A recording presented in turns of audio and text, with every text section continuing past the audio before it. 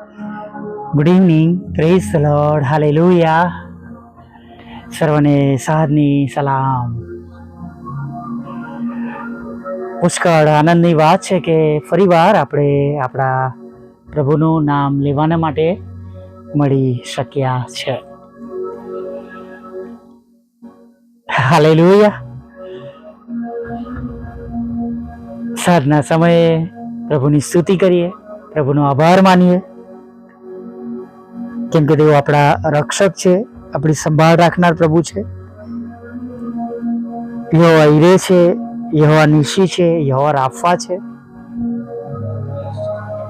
પ્રભુએ અલગ અલગ રીતે આખો દિવસ તેમના સ્વભાવ પ્રમાણે, આપણા પરના પ્રેમ દ્વારા, આપણી વિનંતી પ્રમાણે, આપણી અરજો પ્રમાણે, આપણી સાથે રહીને, આપણી પ્રાર્થના વિનંતીઓ પ્રમાણે આપણને સહાય અને મદદ કરી છે. હાલેલુયા.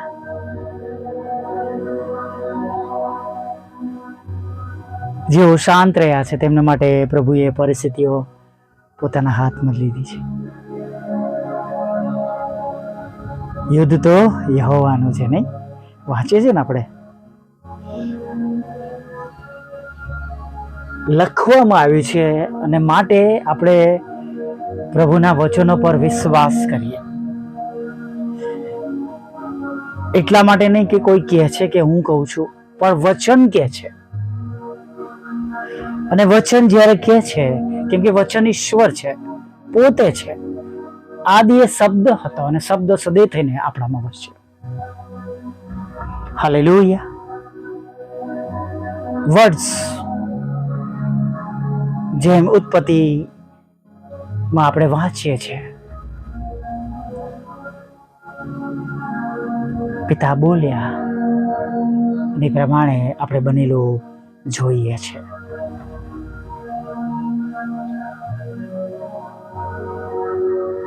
હાલેલુયા.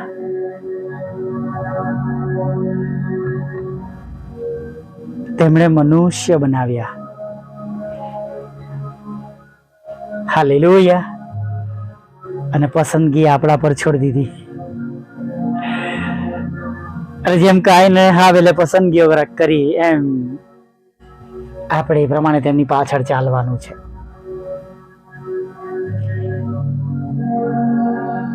જેટલો પ્રેમ, આદર, ભાવ આપણા હૃદયમાં આપણા ઈશ્વર માટે છે, જેટલી તેમની બીક છે, એ પ્રમાણે આપણે શુદ્ધ રહીએ, પવિત્ર રહીએ અને ઈશ્વરને ન ગમતી બાબતો ન કરીએ. નહીં?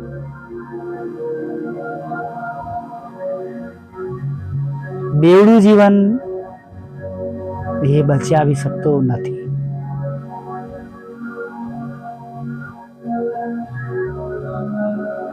ગુજરાતીમાં બધી બહુ કહેવતો છે.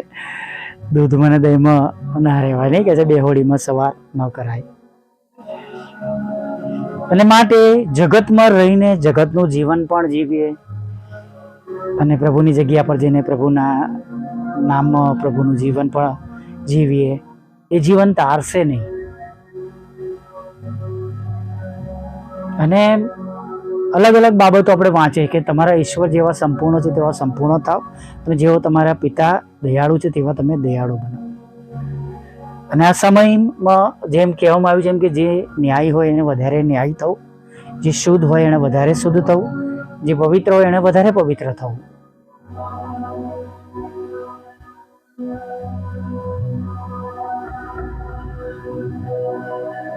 આપણો વિશ્વાસ, આપણી શ્રદ્ધા, આપણો ભરોસો કોના પર હોવો જોઈએ એ બરાબર આપણે જાણીએ. કોના પર રાખી રહ્યા છે એ પણ શોધી લઈએ. અને અધૂરો વિશ્વાસ કે બે નાવ વાળી જીવન સફળ કે ફળીભૂત કરશે નહીં.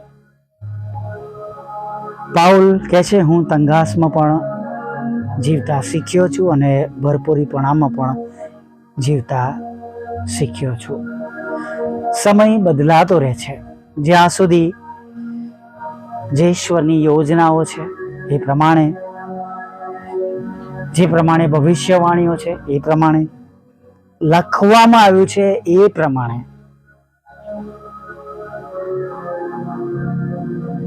આપણે તેમના લોકો તરીકે, આપણે તેમના બાળકો તરીકે તૈયાર રહેવાનું છે, પોતાને તૈયાર કરવાનું છે. જેમ વચનમાં વાંચે છે કે તારા દેવને મળવાને માટે તૈયાર રહો, એમ આપણી ભૂલોને સુધારતા જઈએ. કદાચ એક સમયમાં ન બને, એક દિવસમાં ન બને, પણ એક દિવસે જરૂર બની જશે. હાલેલુયા. એક શરૂઆત નાશમાં જતા આપણને બચાવી લેશે. વિશ્વાસ આપણને તારી લેશે. સરસ બે ઉપમાઓ આપી છે નહીં પ્રભુએ સુવાર્તાની અંદર. મારી વાતો માનનાર અને મારી વાતો ન માનનાર વ્યક્તિઓ માટે. કેમ કે એમની સાથે ઘણા બધા લોકો ચાલતા હતા.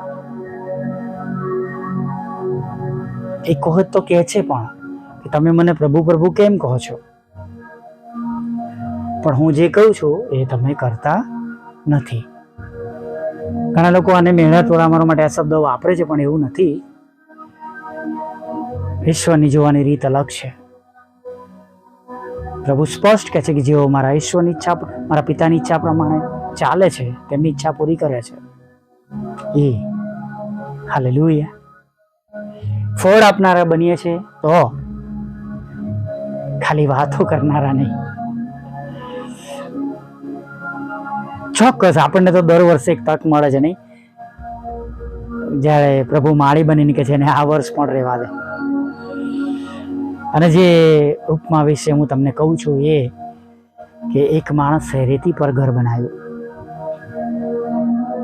પવન આવ્યો, રેલ આવી, વરસાદ વરસ્યો અને ઘર તૂટી ગયું, તણાઈ ગયું. એને કે છે એક માણસે ખડક પર ઘર બનાવ્યું. રેલ આવી, વરસાદ વરસ્યો, પવન આવ્યો, પણ વાવાઝોડું આપણે કહીએ, મકાન હલ્યું નહીં, પડ્યું નહીં. હાલેલુયા. આપણે પણ ડાયા માણસની જેમ વર્તીએ, કેવળ વચન સાંભળનારા નહીં, પાડનારા, કેવળ વચન બોલનારા નહીં, પ્રચાર કરનારા નહીં, પણ જીવનો પણ વચન પર ચાલનારા બની અને વચન પ્રમાણે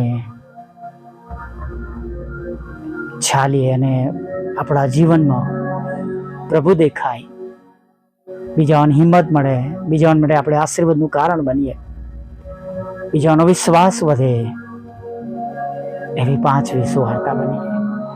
હાલેલુયા. Praise the lord. સમય ચોક્કસ ખરાબ છે, પણ પ્રભુ સારા અને એના એ જ ઈશ્વર હજી પણ તમારી અને મારી સાથે છે કે જે કદી બદલાતા નથી. આવો એક નાની પ્રાર્થના સાથે આગળ વધીએ. વહેલા પ્રભુ, અમે તમારી સ્તુતિ કરીએ છીએ અને તમારો આભાર માનીએ છીએ. અને પ્રભુ આભાર માનતા, સ્તુતિ કરતા, આરાધના કરતા તમારા પવિત્ર નામમાં પ્રભુ તમારી આગળ નમી જતા આખા દિવસને માટે અમે તમારો ખૂબ ખૂબ આભાર માનીએ છીએ. હા પ્રભુ, આભાર સ્તુતિ કરીએ છીએ.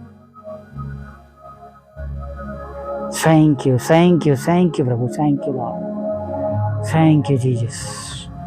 આખો દિવસ તમે અમારી સંભાળ લીધી, કાળજી લીધી, ખોરાક, વસ્ત્ર, અન્ન, પાણી પૂરા પાડ્યા, અમને તંદુરસ્ત રાખ્યા, અમને બચાવ્યા, અમને સંભાળ્યા, તમારી પાછળ ચાલી શક્યા એવું રૂડું જ્ઞાન આપ્યું, દરેક ખરાબ બાબતોથી અમને દૂર રાખ્યા, વિચારોમાં, વાણીમાં, વર્તનમાં તમે અમને તમને સોંપતા બાળકો તરીકે રાખ્યા, તેના માટે તમારો આભાર માનીએ છીએ. પણ પ્રભુ, જો કદાચ એવું ન બન્યું હોય અને કોઈક રીતે અમે તમારા હૃદયને દુઃખ પહોંચાડ્યું છે, બોલવાથી, ચાલવાથી, જોવાથી, વિચારથી, વાણીથી, વર્તનથી, કે પ્રભુ તમારા વચનનો દુરુપયોગ કર્યો છે કોઈને મહેણટોળા મારવા માટે, પ્રભુ, કે પ્રભુ મેં કોઈનો ન્યાય કર્યો છે, તમારા વચનને તોડ્યું છે કે તમે કોઈનો ન્યાય ના કરો એટલે તમારો પણ ન્યાય કરવામાં આવશે. પ્રભુ અમને માફ કરજો, પણ સત્ય બોલવાની હિંમત તમે અમને આપજો પ્રભુ, કેમ કે સત્ય તમે છો પ્રભુ, અને અમે વધસ્તંભ, તમારો વધસ્તંભ ઊંચકીને પ્રભુ અમે તમારી પાછળ ચાલીએ, તમને મહિમા મળે એવું તમે થવા દેજો. તમારા લોકો તરીકે પ્રભુ અમે જ્યારે તમારી આગળ નમ્યા છે પ્રભુ, વિશ્વાસ કરી રહ્યા છે, સાંભળી રહ્યા છે, ત્યારે સર્વ સાંભળનાર પ્રભુ તમે આશીર્વાદ આપો, તેમનું ભલું કરો પ્રભુ. કોઈ દુઃખી છે, હતાશ છે, નિરાશ છે, રડી રહ્યા છે, કઈક એવી પરિસ્થિતિમાં તેઓ આવી ગયા છે પ્રભુ, એમને કોઈ બચાવી શકે એવું નથી,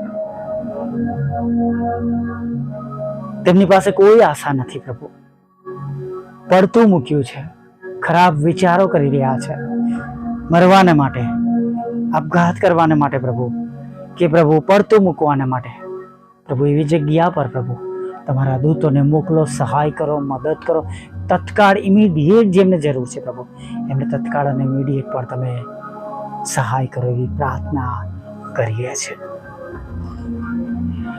સાથે પ્રભુ અમે પ્રાર્થના કરીએ છીએ પ્રભુ, જે લોકો